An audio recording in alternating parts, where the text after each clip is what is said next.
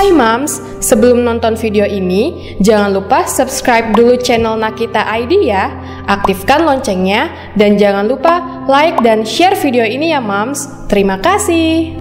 Para Mams, untuk diketahui bahwa pada anak sering mengalami gangguan pendengaran akibat infeksi. Contohnya ketika mereka batuk pilek, itu menyebabkan telinganya sering nyeri. Nah, ini disebabkan karena di belakang hidung ada saluran namanya saluran tuba eustachius yang menghubungkan antara hidung atau tenggorok dengan telinga tengah.